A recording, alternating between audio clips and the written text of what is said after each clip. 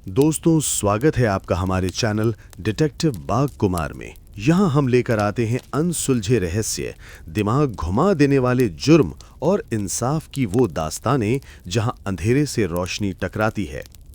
अगर आपको crime, suspense और जासूसी के किस्से पसंद हैं तो अभी हमारे चैनल को सब्सक्राइब कीजिए और अगर वीडियो पसंद आए तो लाइक, कमेंट और शेयर करना ना भूलें, क्योंकि आपका सपोर्ट ही हमें और बेहतर कहानियां लाने की प्रेरणा देता है।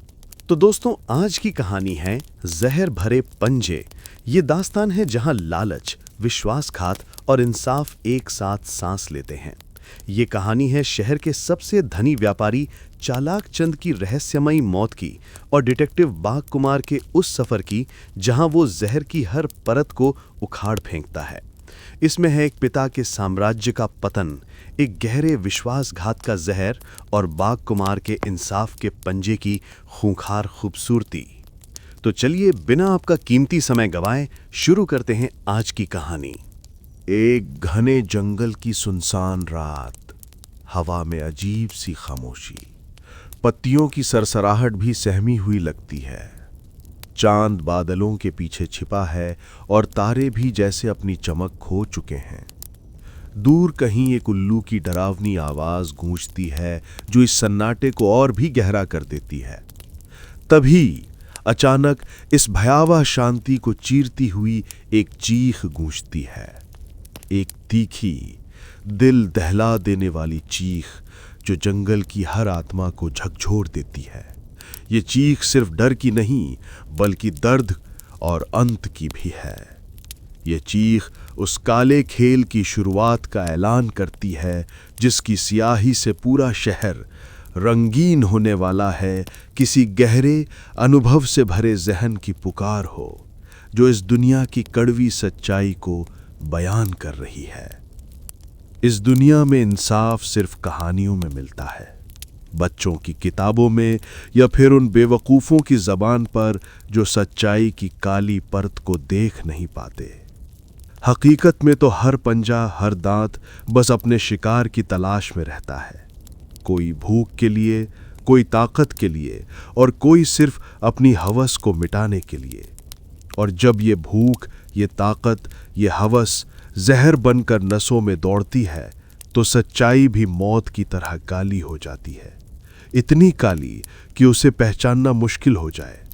तब वो सच्चाई सिर्फ एक लाश बनकर रह जाती है जिसके आसपास झूठ के मकड़जाल बुने जाते हैं और उस मकड़जाल को तोड़ने के लिए सिर्फ एक पंजे की जरूरत होती है। वो पंजा जो खुद जहर को पहचानना जानता हो, उसे निगलना जानता हो और उसे कुचलना जानता हो। इस शहर में ऐसे पंजे बहुत कम हैं, या शायद सिर्फ एक ही। शहर के सबसे बड़े और ताकतवर लोमड़ी व्यापारी मिस्टर चालाक चंद की रहस्यमयी मौत ने पूरे शहर को हिलाकर रख दिया था। वो सिर्फ एक व्यापारी नहीं था, वो एक साम्राज्य का मालिक था। उसकी पहुंच शहर के सबसे ऊंचे अधिकारियों से लेकर सबसे गहरे अंडरवर्ल्ड तक थी। उसकी एक आवाज पर बाजार उठते बैठते थे और उसकी एक नाराजगी कई जिंदगियों को तबाह कर सकते थे। उसका महल नुमा घर जो शहर के सबसे पौश इलाके में स्थित था, अब एक अपराध स्थल में तब्दील हो चुका था। सुनहरे दरवाजे, रेशमी पर्दे, कीमती कलाकृतियां सब एक खामोश गवाह बनकर खड़े हुए थे उस भयानक रात की गवाही देने के लिए। सुबह की पहले किरण फूटने से पहले ही पुलिस के सायरन की आवाजों से इलाका गूंज उठा था। दर्जनों पुलिसकर्मी, जिनमें से ज्यादातर खरगोश और गिलहरी थे, चालाक चंद के आलीशान बेडरूम में इकट्ठा थे। उनका छोटा कद और घबराई हुई आंखें इस बात का सबूत थीं कि वे इस तरह के हाई प्रोफाइल और घिनौने अपराध से निपटने के लिए बिल्कुल तैयार नहीं थे। चालाक चंद का शव उसके विशाल राजसी बिस्तर पर पड़ा हुआ था। उसका चेहरा नीला पड़ चुका था और उसके शरीर पर अजीब से गहरे नीले निशान उभर आए थे, जैसे किसी ने उसकी रगों में धीमा जहर घोल दिया हो। उसकी आंखें खुली थीं, उनमें एक अजीब सी खालीपन और दर्द था, जैसे मौत से पहले उसने कुछ ऐसा देखा हो जो वो कभी नहीं भूल पाएगा। शुरुआती जांच को तुरंत दिल का दौरा बताकर बंद करने की कोशिश की गई। आखिर चालाक चंद बूढ़ा था और दिल का दौरा एक आसान बहाना था। कोई भी इस मामले में ज्यादा गहरा नहीं उतरना चाहता था, खासकर जब इसमें शहर के सबसे प्रभावशाली व्यक्ति की मौत शामिल हो। पुलिस कप्तान खरगोश राम, जो अपनी कायरता और चापलूस प्रवृत्ति के लिए जाना जाता था, उसने तुरंत एक प्रेस कॉन्फ्रेंस बुलाई और घोषणा की कि दुखद रूप से मिस्टर चालाक चंद का निधन प्राकृतिक कारणों से हुआ है। लेकिन कुछ था जो इस कहानी को बिल्कुल भी फिट नहीं कर रहा था। उसके शरीर पर वो नीले निशान, उसके चेहरे पर वो दर्द की रेखाएं और सबसे बढ़कर उसके बेडरूम की वो अजीब सी शांति, सब कुछ चिल्ला चिल्ला कर कह रहा था कि ये सिर्फ एक दिल का दौरा नहीं था, ये कुछ और था, कुछ ज्यादा भयावह और ज्यादा पेचीदा। केस को बंद करने की कगार पर था।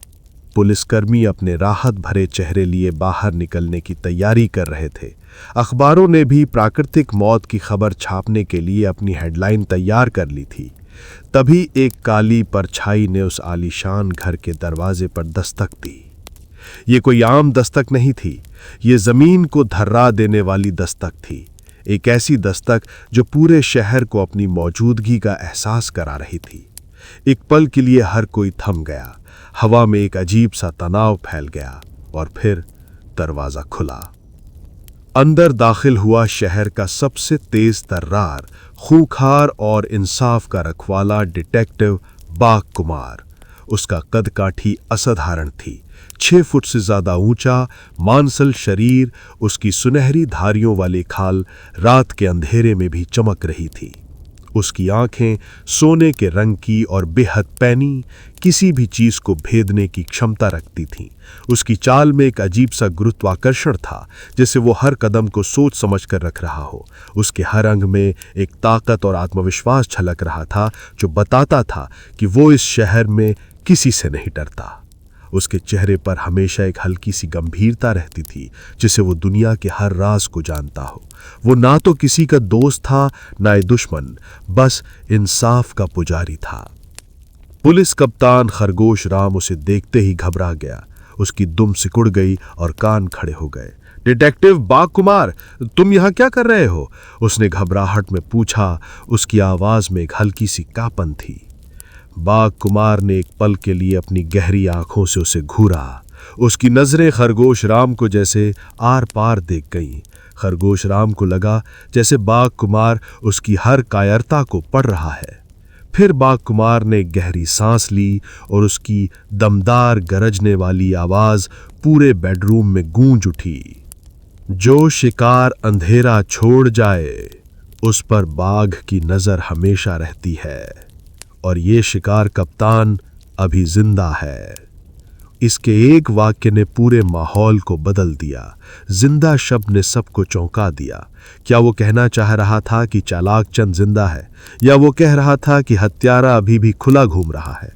उसका मतलब स्पष्ट था कि ये मामला खत्म नहीं हुआ है, बल्कि अभी तो इसकी शुरुआत हुई है।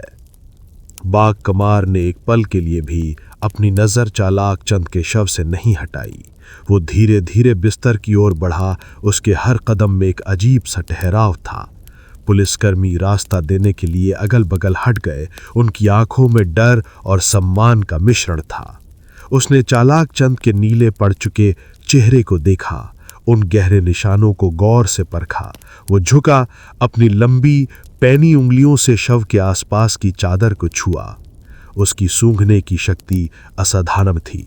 उसने हवा को सूंघा जैसे कोई शिकारी अपनी शिकार की गंध को पहचान रहा हो।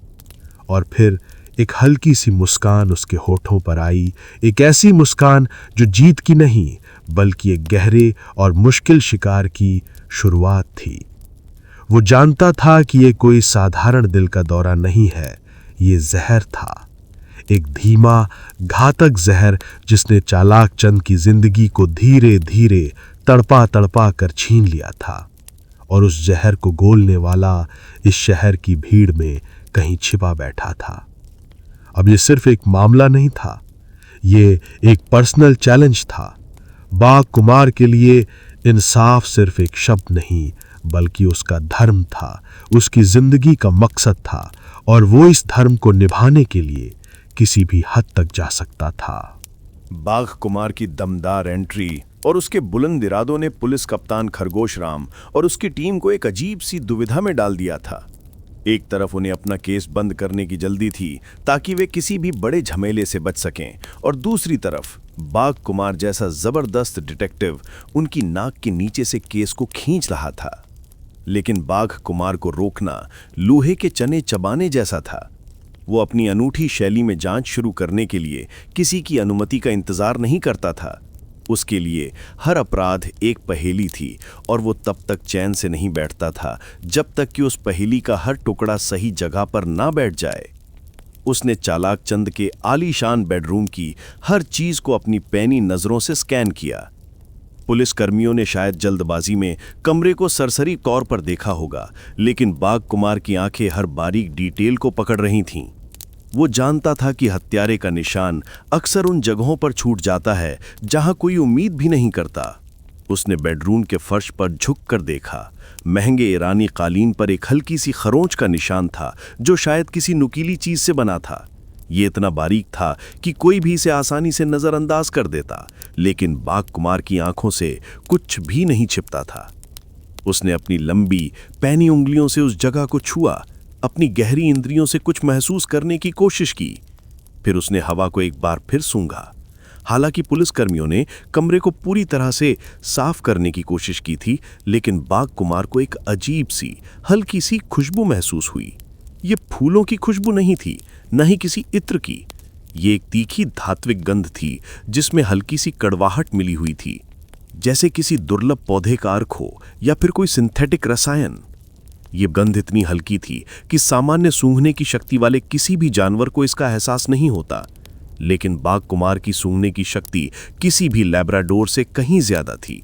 उसे पता था कि यही खुशबू जहर से जुड़ी है जिसने चालाक चंद को मारा गया था। उसने धीरे से अपना सिर उठाया और कमरे के कोने में रखी हुई एक छोटे से मेज पर पड़ी हुई चाय की प्याली को देखा। प्याली खाली थी, लेकिन उसके अंदरूनी हिस्से में एक हल्का सा हरा निशान था, जैसे किसी तरल पदार्थ की एक बूंद सूख गई हो। पुलिस ने शायद इसे चालाक चंद की रोजमर्रा की चाय समझकर छोड़ दिया था, लेकिन बाघ कुमार को इसमें कुछ और ही नजर आया। ये सिर्फ चाय नहीं थी, ये वो जहर था जिसने लोमड़ी व्यापारी की जिंदगी का अंत कर दिया था। अब बारी थी संदिग्धों से पूछताछ करने की। चालाक चंद का परिवार और उसके करीबी सहयोगी पहले शक के घेरे में थे। सबसे पहले उसकी भेड़िया पत्नी मिसेस भेड़िया देवी थी। वो अपनी उम्र से ज्यादा जवान और खतरनाक दिखती थी। उसके चेहरे पर दुख का मुखौटा था, लेकिन उसकी आंखों में एक अजीब सी चमक थी, जैसे कोई गहरी खुशी छिपा रही हो।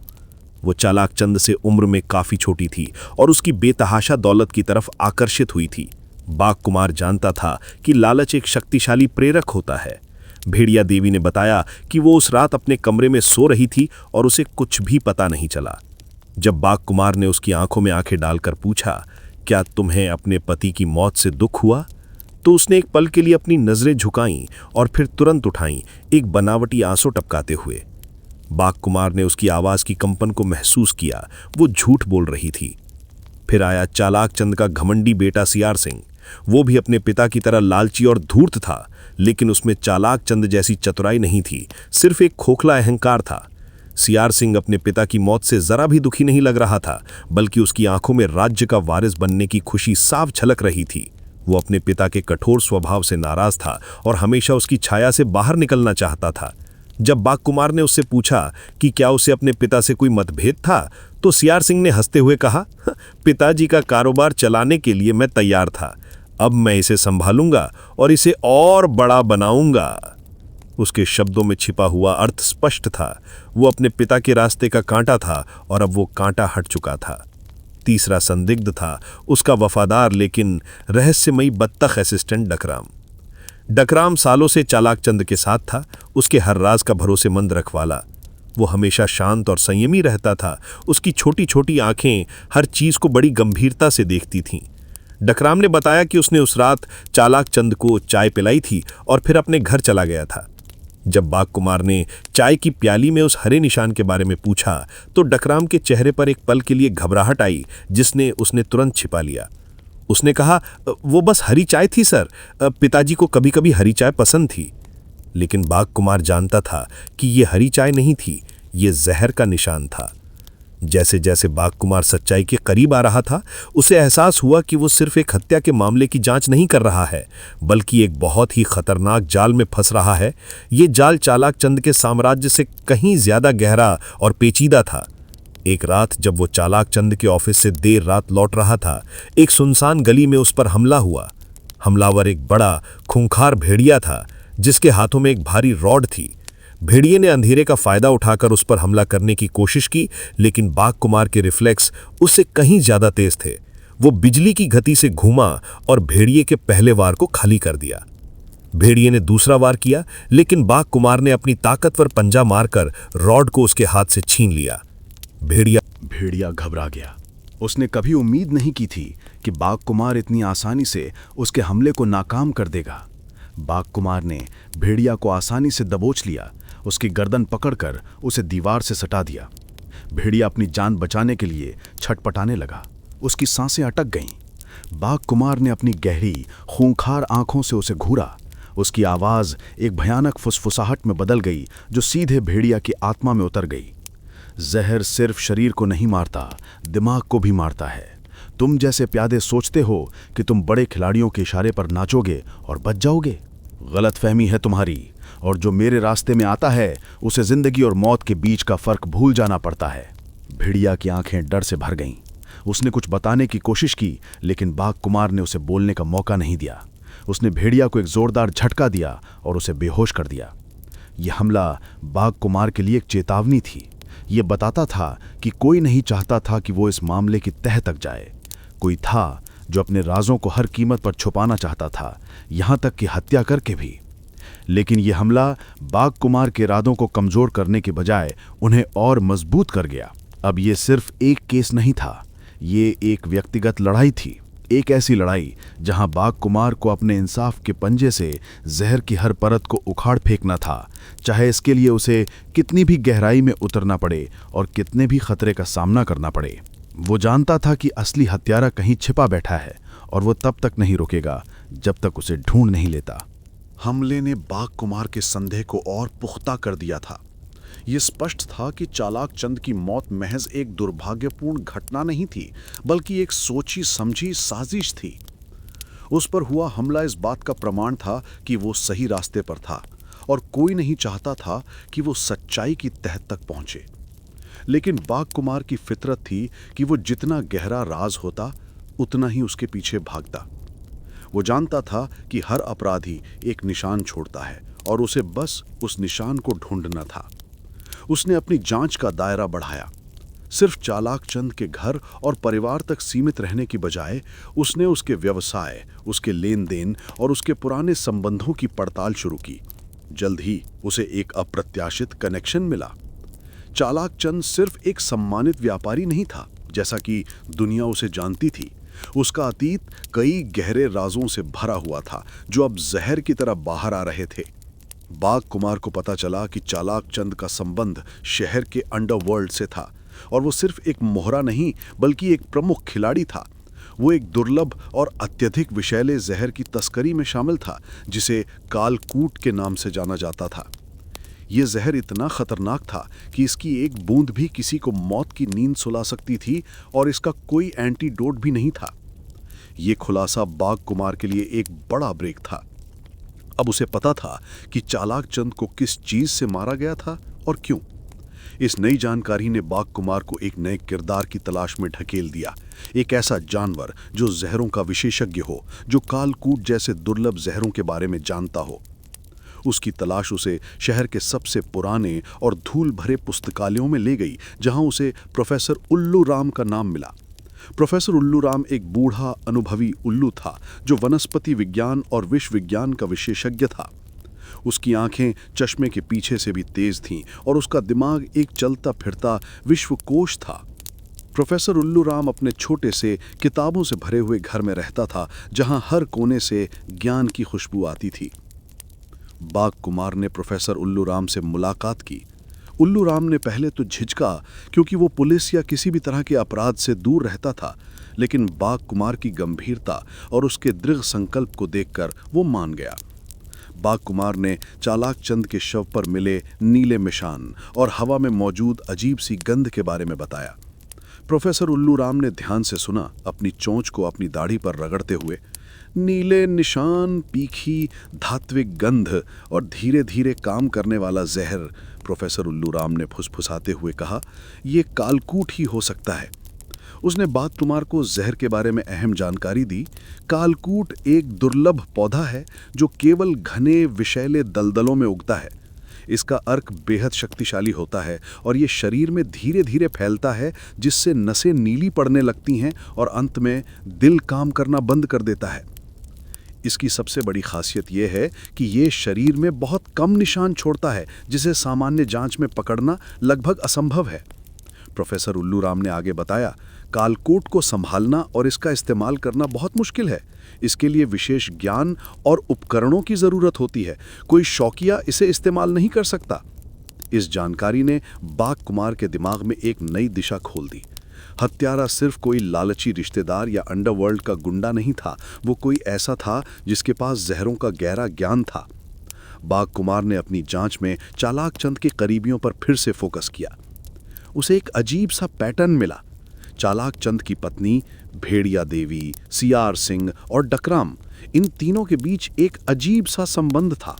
वे तीनों एक दूसरे से नफरत करते थे, लेकिन फिर भी वे एक दूसरे से जुड़े हुए थे। चालाक चंद की एक पुरानी डायरी मिली जो उसके गुप्त दराज में छिपी हुई थी। डायरी के पन्ने पुराने और पीले पड़ चुके थे, लेकिन उनमें चालाक चंद के जीवन के गहरे राज छिपे थे। जैसे ही बाघ कुमार ने डायरी के पन्ने पलटने शुरू किए, उसे एक ऐसी सच्चाई का सामना करना पड़ा जिसने उसे अंदर तक हिला दिया।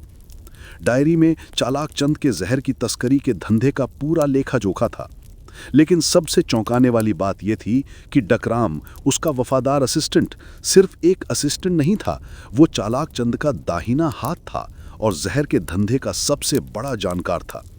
डायरी में डकराम के बारे में लिखा था कि वो खुद प्रोफेसर उल्लू राम का ही पूर्व छात्र था और जहरों के बारे में गहरा ज्ञान रखता था। ये विश्वासघात था। डकराम, जिस पर चालाक चंद ने सबसे ज्यादा भरोसा किया था, वो भी इस साजिश में शामिल था। बाघ कुमार को गुस्सा आया। ये गुस्सा चालाक चंद की मौत से ज्यादा उस विश्वासघात पर था जो उसने डकराम जैसे वफादार दिखने वाले जानवर से कभी उम्मीद नहीं की थी। कागज के पन्नों में जितनी स्याही नहीं होती, उससे ज्यादा राज इस शहर की हर दीवार में छिपे हैं और मैं उन्हें उखाड़ कर रहूंगा, उसने बुदबुदाते हुए कहा। उसकी आवाज में एक गहरा संकल्प था। उसे पता था कि डकराम सिर्फ एक प्यादा नहीं था, बल्कि एक मास्टरमाइंड था जिसने अपनी वफादारी के पीछे एक गहरा राज छिपा कर रखा था। डायरी में और आगे पढ़ने पर बाघ कुमार को पता चला कि भेड़िया देवी और सीआर सिंह भी इस साजिश का हिस्सा थे। वे तीनों मिलकर चालाक चंद के साम्राज्य पर कब्जा करना चाहते थे और इसके लिए उन्होंने उसे रास्ते से हटाने की योजना बनाई थी।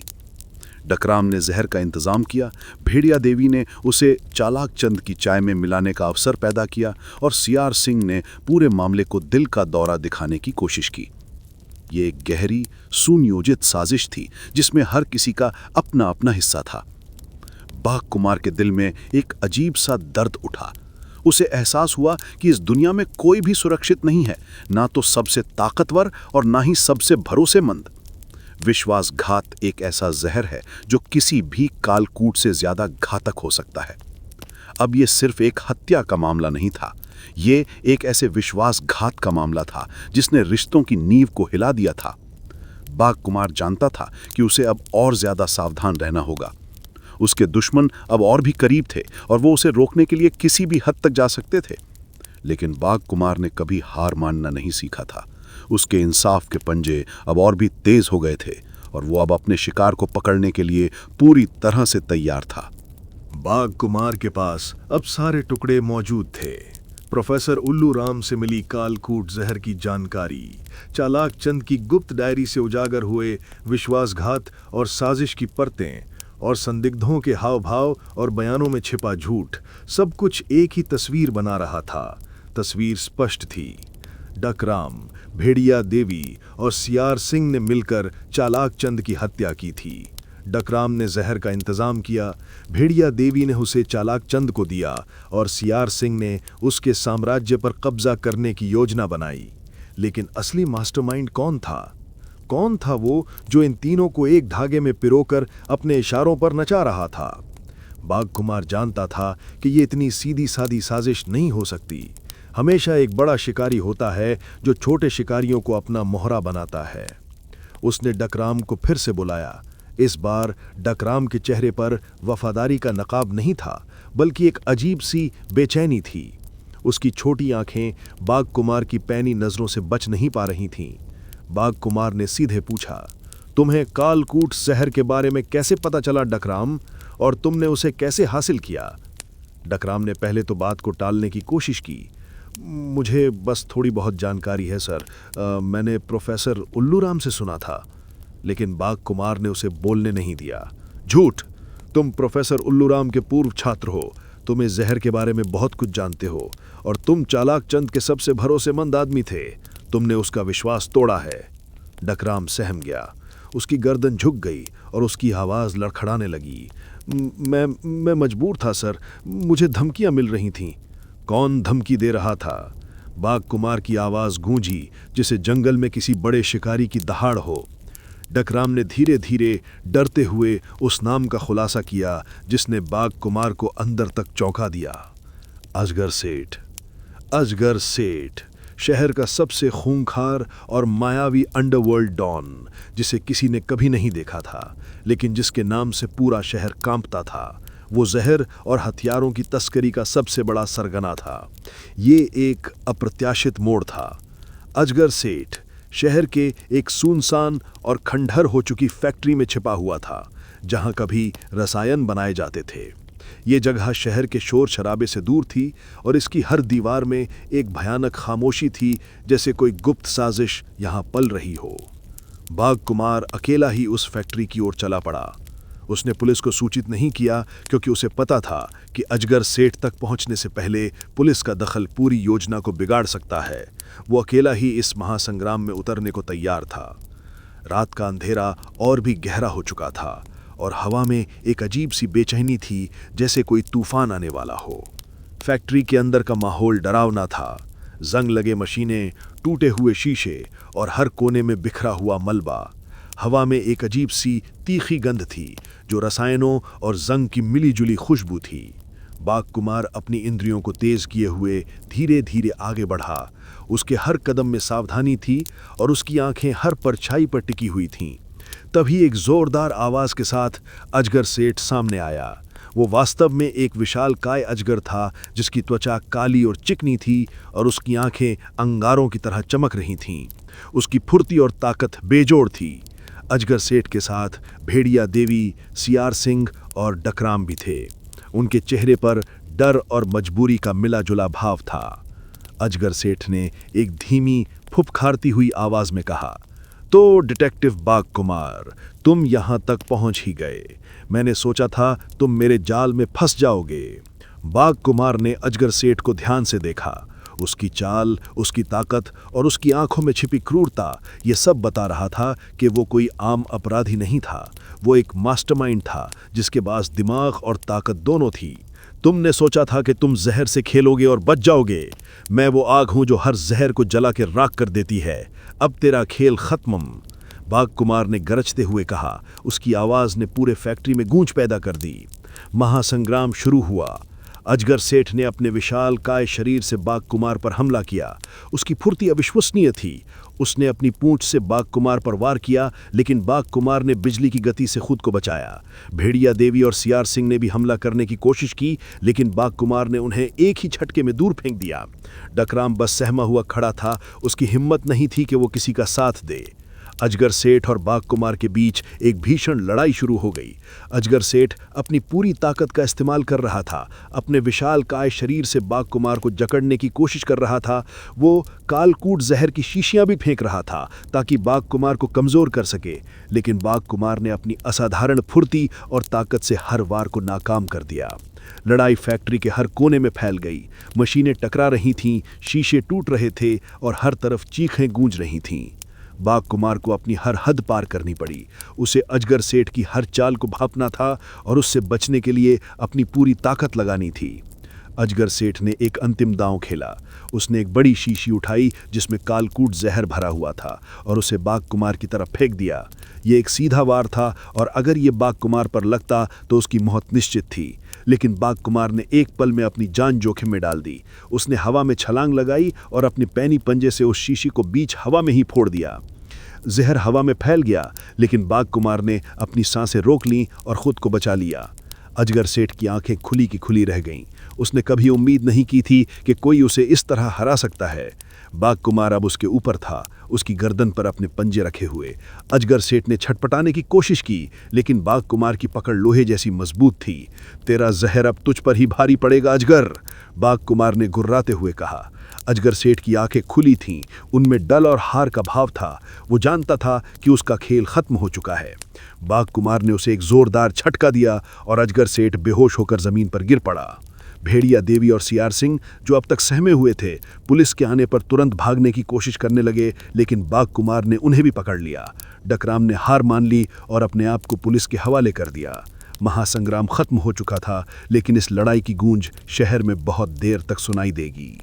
अजगर सेठ का पतन एक ऐसे साम्राज्य का अंत था जिसने शहर को अपने जहर और खौफ से जकड़ रखा था। खंडर हो चुकी फैक्ट्री में फैली धूल और टूटे हुए शीशे उस भीषण महासंग्राम की गवाही दे रहे थे जो बाघ कुमार ने अकेले लड़ा था। पुलिस सायरन की आवाजें धीरे धीरे उस सुनसान जगह को भरने लगी और जल्द ही पुलिस कप्तान खरगोश राम अपनी टीम के साथ मौके पर पहुंच गया। वो बाघ कुमार को, अजगर सेठ, भेड़िया देवी और सियार सिंह को बेहोश हालत में पड़े देखकर हैरान था। डकराम ने पहले ही आत्मसमर्पण कर दिया था। उसके चेहरे पर अब डर के साथ साथ राहत भी थी, शायद इस बात की कि ये भयानक खेल अब खत्म हो गया था। पुलिस ने सभी अपराधियों को हिरासत में ले लिया। अजगर सेठ को जंजीरों में जकड़ कर ले जाया गया। उसकी आंखें अब भी घृणा और हार से भरी थीं, लेकिन उसकी ताकत अब इतिहास बन चुकी थी। भेड़िया देवी और सियार सिंह भी पुलिस की गिरफ्त में थे। उनके चेहरे पर अब कोई लालच नहीं था, सिर्फ पछतावा और हार का अंधेरा था। डकराम ने पुलिस को पूरा सच बता दिया कि कैसे अजगर सेठ ने उन्हें धमकाया था, कैसे उसने चालाक चंद को रास्ते से हटाने की योजना बनाई थी और कैसे कालकूट जहर का इस्तेमाल किया गया था। उसकी गवाही ने पूरे मामले को एक स्पष्ट तस्वीर दे दी। शहर में जल्द ही ये खबर फैल गई। अखबारों ने बड़े बड़े अक्षरों में डिटेक्टिव बाघ कुमार की वीरता की कहानियां छापी। बाघ कुमार ने अजगर सेठ का साम्राज्य किया ध्वस्त, जहर के कारोबार का अंत जैसी हेडलाइन से हर अखबार पटा हुआ था। लोगों ने राहत की सांस ली। अजगर सेठ का खौफ खत्म हो गया था और शहर में एक बार फिर शांति लौट आई थी, लेकिन ये शांति सिर्फ ऊपरी तौर पर थी। बाघ कुमार जानता था कि यह सिर्फ एक लड़ाई थी, एक छोटा सा अध्याय। असली युद्ध जो अच्छाई और बुराई के बीच हमेशा चलता रहता है, वो अभी भी जारी था। कई दिन बीत गए। कोर्ट में अजगर सेठ और उसके साथियों पर मुकदमा चला। बाघ कुमार की गवाही और प्रोफेसर उल्लू राम द्वारा प्रदान किए गए वैज्ञानिक साक्ष्यों के आधार पर सभी को दोषी ठहराया गया। अजगर सेठ को उसकी क्रूरता और जहर के व्यापार के लिए आजीवन कारावास की सजा सुनाई गई। भेड़िया देवी और सियार सिंह को भी लंबी सजा मिली। उनके लालच और विश्वासघात का फल उन्हें मिल चुका था। डकराम को उसकी गवाही और सहयोग के लिए थोड़ी कम सजा मिली, लेकिन उसके जीवन में विश्वासघात का दाग हमेशा के लिए लग चुका था। एक शाम जब सूर्यास्त हो रहा था और आसमान नारंगी और बैंगनी रंगों में रंग चुका था, बाघ कुमार शहर के बाहर एक ऊंची चट्टान पर खड़ा था। ठंडी हवा उसके चेहरे को छू रही थी और उसकी गहरी आंखें नीचे फैले शहर को देख रही थीं। शहर अब शांत लग रहा था, उसकी रोशनियां टिमटिमा रही थीं, जैसे कोई सुकून भरा गीत गा रही हों। लेकिन बाघ कुमार जानता था कि इस सुकून के पीछे भी कई अंधेरे कोने छिपे हैं। वो जानता था कि अजगर सेठ पहला और आखिरी शिकारी नहीं था। ऐसे और भी शिकारी होंगे जो अपने लालच और हवस के पंजे फैलाए हुए शहर की शांति को भंग करने की कोशिश करेंगे। उसे एहसास हुआ कि ये दुनिया कभी पूरी तरह से सुरक्षित नहीं हो सकती। जहां दौलत है वहां लालच है, जहां ताकत है वहां क्रूरता है, और जहां ये दोनों हैं वहां अपराध भी होगा। उसने एक गहरी सांस ली। उसका जीवन कभी आसान नहीं था और ना कभी होगा। उसका भाग्य था कि वो इन अंधेरे कोनों से लड़े, इंसाफ की मशाल जलाए रखे, चाहे इसके लिए उसे कितनी ही अकेले लड़ना पड़े। उसे पता था कि उसे हमेशा सतर्क रहना होगा, क्योंकि बुराई कभी पूरी तरह से नहीं मरती। वो बस अपना रूप बदल लेती है या कुछ समय के लिए छिप जाती है। धीरे धीरे बाघ कुमार की आवाज़ गूंजती है। उसकी आवाज़ में एक गहरा अनुभव, एक अटूट संकल्प और एक हल्की सी उदासी है जो इस दुनिया की कड़वी सच्चाई को बयां करती है। इस दुनिया में हर पंजा एक कहानी कहता है। कुछ कहानियां इंसाफ की होती हैं, जहां सच्चाई जीतती है और बुराई हारती है। कुछ कहानियां जहर की होती हैं, जहां लालच और विश्वासघात रिश्तों को जहर घोल देते हैं और जिंदगियों को तबाह कर देते हैं। लेकिन इन कहानियों के बीच एक कहानी मेरी भी है। मैं उस शिकारी की तरह हूं जो अंधेरे में भी अपने शिकार को पहचान लेता है। मैं वो पंजे हूं जो जहर की हर परत को उखाड़ फेंकते हैं, और जब तक मैं जिंदा हूं, जब तक मेरी सांसें चल रही हैं, कोई भी पंजा कितनी भी काली साजिश क्यों ना हो, कितनी भी गहरी क्यों ना छिपी हो, मेरे इंसाफ के पंजे से नहीं बच पाएगा। बाघ कुमार की परछाई सूर्यास्त की रोशनी में और भी बड़ी और भी प्रभावशाली दिखती है। वो चट्टान पर अकेले खड़ा है, एक निहत्थे योद्धा की तरह जो हमेशा अपने शहर की रक्षा के लिए तैयार है। उसकी परछाई जंगल पर पड़ती है, जैसे पूरे जंगल की रक्षा कर रही हो। शहर की रोशनियां टिमटिमाती रहती हैं और हवा में एक अजीब सी खामोशी छा जाती है, जो आने वाले समय की नई चुनौतियों और नए महासंग्रामों की कहानी कहती है। तो दोस्तों, ये थी डिटेक्टिव बाघ कुमार की एक और रोमांचक दास्तान, जहर भरे पंजे। कैसी लगी आपको ये कहानी, जहां लालच और विश्वासघात ने एक पूरे साम्राज्य को निगलने की कोशिश की, लेकिन इंसाफ के पंजे ने हर साजिश को नाकाम कर दिया? हमें नीचे कमेंट्स में ज़रूर बताएं कि आपको कहानी का कौन सा हिस्सा सबसे ज़्यादा पसंद आया और डिटेक्टिव बाघ कुमार का कौन सा डायलॉग आपके दिल को छू गया। अगर आपको रहस्य, रोमांच और इंसाफ की ऐसी ही और कहानियां पसंद हैं, तो हमारे चैनल डिटेक्टिव बाघ कुमार को सब्सक्राइब करना बिल्कुल ना भूलें। इस वीडियो को लाइक करें, अपने दोस्तों और परिवार के साथ शेयर करें, और हाँ, बेल आइकॉन दबाना ना भूलें ताकि आप हमारी कोई भी नई कहानी मिस ना करें। आपका हर एक सब्सक्रिप्शन, लाइक और कमेंट हमें ऐसी ही और बेहतरीन कहानियां लाने के लिए प्रेरित करता है। मिलते हैं अगली बार एक और अनसुलझे रहस्य के साथ। तब तक के लिए अपना ख्याल रखें और सतर्क रहें।